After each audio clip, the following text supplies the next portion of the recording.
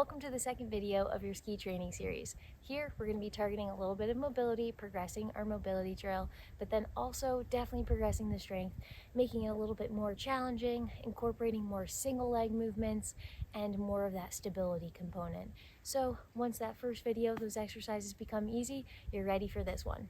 We're going to jump right in to a deep squat, coming into hip internal rotation, dropping one knee at a time, and then adding thoracic rotation, and repeat.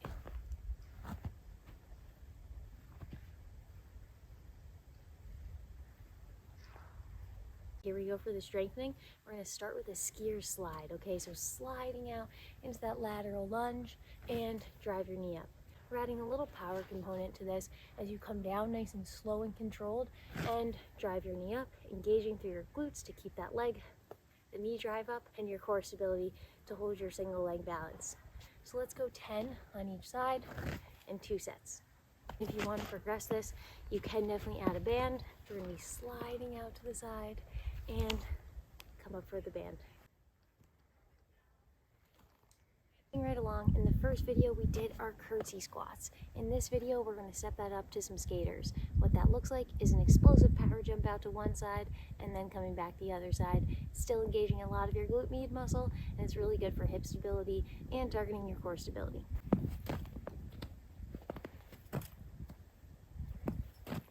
You can start in a comfortable range, just coming side to side, and then try to increase your range, really jumping out further each time.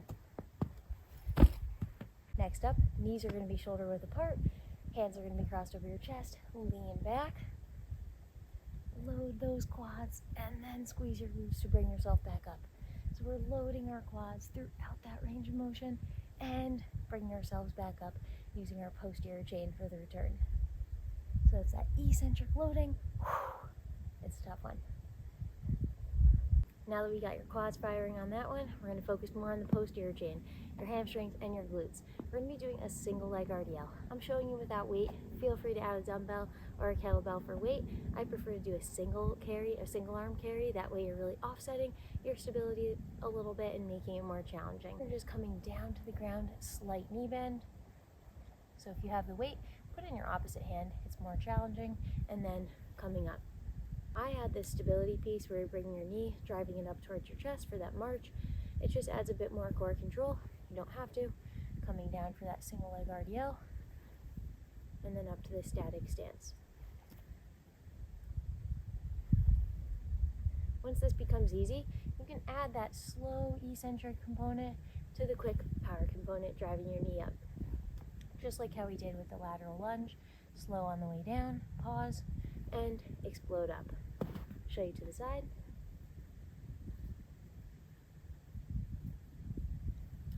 Okay, this is the last strengthening exercise that we're covering today in this video.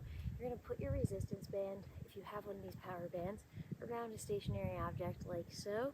You're going to be coming into first a backwards lunge, trying not to let your knee come in this way, so you're pushing out against the band here, coming into that lunge, thinking about coming straight down here. Then you're going to be stepping over the band into a forward lunge. Nice. Coming back. Retro lunge. Over and forward lunge. Keeping that knee in a good alignment and also targeting your hip mobility as you have to navigate your way over the band. Really exaggerate the motions. Coming up and back. And here's a quick look at stage 3 once you're ready.